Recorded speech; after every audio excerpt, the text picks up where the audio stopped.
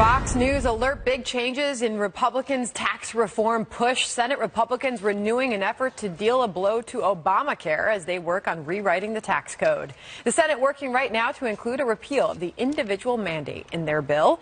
It's something that President Trump threw his support behind. The House version does not include a repeal of that mandate.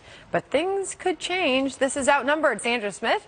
I'm Sandra Smith, and here today is Harris Faulkner, Republican strategist and Fox News contributor Lisa Booth, the anchor of the Intelligence Report, Trish Regan, is here, and today's #OneLuckyGuy, the editor-in-chief of DailyWire.com and host of the Ben Shapiro Show. Ben Shapiro himself is here, and he is outnumbered. Thanks for having me. Good to have you. I've only seen you in pictures.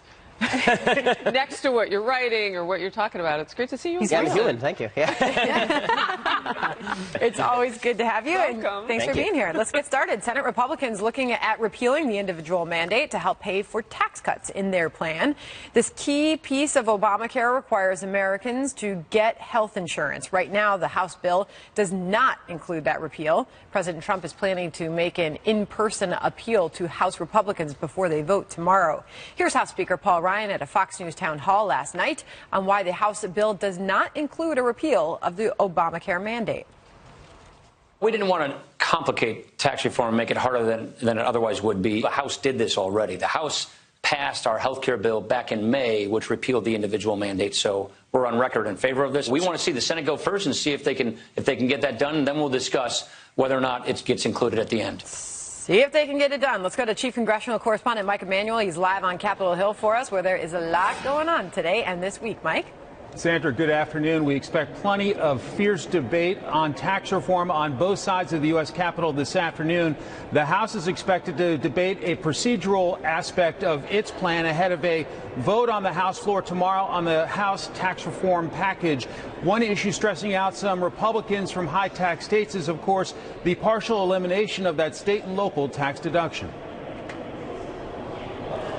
So far, there's been no progress. I would say most of the New York delegation is going to vote no. I can't speak for all of them. We pay $48 billion every year to the federal government, more than we get back. We get 79 cents on the dollar. On the Senate side, there's been some heated debate in the Finance Committee over their tax reform plan. This morning, the Senate Majority Leader talked about a major change that will include taking $338 billion from Obamacare to pay for tax cuts.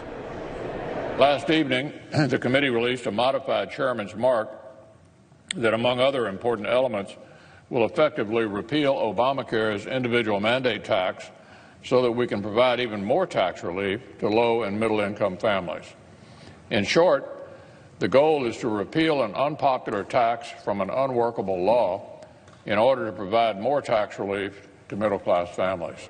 Missouri Democrat Senator Claire McCaskill vented her frustration with the changes on Twitter. We got this at 10:18 p.m. last night, expected to work on it at 10 a.m. today. This is nuts. What's the damn rush? Why can't we have a reasonable time to read and study? Another Senate Democrat says she isn't sold. I can't imagine supporting this. I mean, this is, first of all, same old trickle-down economics that has never worked. They say it puts money in the pocket of middle-class families. It never does. The key right now for Republican leaders here on the Hill is keeping GOP members pretty unified. If they do, some predict in the end some Democrats may come along and support tax reform. Sandra? Mike Emanuel, thank you for that report. Sure. You set this all up for us. And Ben, I usually go to our one lucky guy first, but Trish is a bit outraged at what she just heard from that Michigan Democrat. You're objecting to her notion as tax cuts would boost the economy. Right. She said, oh, it's the same old trickle-down economics. Well, first of all, if you look at the history books and you study the economy, you see that during the Reagan years, GDP grew on average an annual growth of 4%. And why did we get that 4% growth? We got it because we had tax cuts. So for her to say something like that, it doesn't work, she's wrong. Second of all, I would also add that the wealthy will pay more.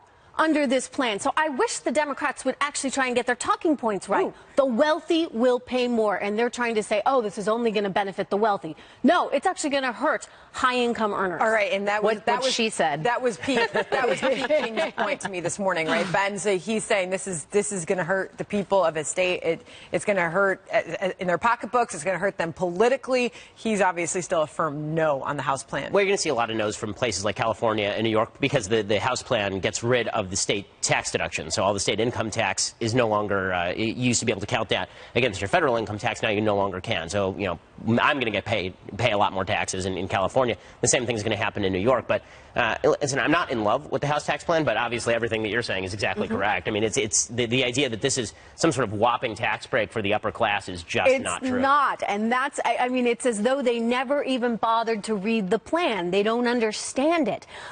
It's not benefiting high-income earners at all in any of these states like California or New York, which, by the way, these two states combined make up 22% of U.S. GDP. So they're nearly a quarter of the entire U.S. economy. So if things start to turn south in New York and California, you're running the risk that GDP as a nation starts to fall. So this state and local tax deduction thing is a big deal. I get it. Like, fundamentally, I think we all understand it. It's not fair that New York gets to deduct and Texas doesn't have an income tax. It's also a big deal politically as well. And so that's also what the House and Senate are grappling with, because the House the Senate does not have the same concerns that members of the House do. Clearly, you saw Pete King express concerns as a representative of New York. There are a handful of vulnerable Republicans running for re-election in states like California, New York, New Jersey, which is also why we saw Congressman Darrell Issa, who only won by a couple thousand votes, come out against the House bill. In the Senate, you don't have those concerns because what Republican senators represent states like New Jersey, New York, and California. So that's also a key difference, what we're seeing in the House and Senate. And just real quick, regarding the individual mandate, this is why Republicans wanted to get health care reform done before tax reform, so that it would allow for additional money to pay for tax cuts. So the Senate is targeting that. Will the House? Because Paul Ryan has certainly left the door open. He said, I want to see what the Senate does with this, and things could change. So I want to revisit this idea of SALT, the state and local tax deductions, just because it is more than just a few. There are 14 sending states, as we call them, those who put more into the federal government than they get resource money back. So it's more than just the East Coast states, and just a few, not a lot, but enough to make a difference, as we saw with the budget reconciliation vote. If we had had 2 more no's from Republicans in the House, we wouldn't be where we are now talking about tax reform, because they would need so many more votes in the Senate to get it done. They'd need so many more Democrats to get it done. So can they sweet talk, compromise something over SALT more than what the House is offering, a $10,000 slide rule on property tax? The Senate's going to have to give something. You know, they're going to have to give something, because Kevin Brady has said, the chairman of the Ways and Means, it's not going to go forward without SALT. He's not going to completely take that out, because he's got those 20 to 22 members who are going to say no. I mean, they're saying they have the votes now. You heard Paul Ryan lead off the tax. How'd they do when they whipped? Town hall yesterday. How'd they do when they whipped? Were they still talking about SALT? When we were watching that last night, it really does remind you that this is such a deeply personal issue. You know. Well, money, yeah. I mean, money, so religion. No, but here we are. We're all constantly discussing the economics of this and crunching the numbers, and then you see those hands go up at that town hall who say, you know, they do fear that they're going to get left out in this plan and actually pay more. Well, you know, Sandra, the reality is that people have seen their taxes go up, up, up, and they've seen their income go down, down, down, or at least not move higher adjusted for inflation. So people are really up against it. They've had to manage their own pocketbooks very well during a very difficult time over the last decade. And so they're saying to themselves, why hasn't the government been able to manage its pocketbook? Why can't the government balance its By the way, it's our money in their pocketbook. Exactly. It's not even like they're managing their own money. So it is personal. To your point, it's very personal. All right, so it's all ours. So will we see the House address the individual mandate that we are seeing happening in the Senate right now? Guidance from the Hill is that we would see a lot of struggle with the House bill. Moderates would have a huge problem with that. Will they go there? Well, I mean, it does cause the possibility of a death spiral in Obamacare prices unless they backfill it with a bunch of federal funding. So, I mean, this is the part that nobody wants to talk about. We can talk about getting rid of the individual mandate, but when the prices start to spiral out of control, who's going to own that now? Is it going to be the Republicans who repealed the individual mandate and then didn't provide the federal funding, or are they going to provide the federal funding and then they're responsible for Obamacare? The president started with the subsidies, and you knew what he was trying to do. He wanted to force their hand. They had 7 years to come up with a plan. Yep. All right. Can he force their hand? But to that point, real quick, that's also why you say that or at least in the Senate, that they're going to pass this along with the Alexander Murray bill as well, because that addresses the subsidies and the issue that you're talking about.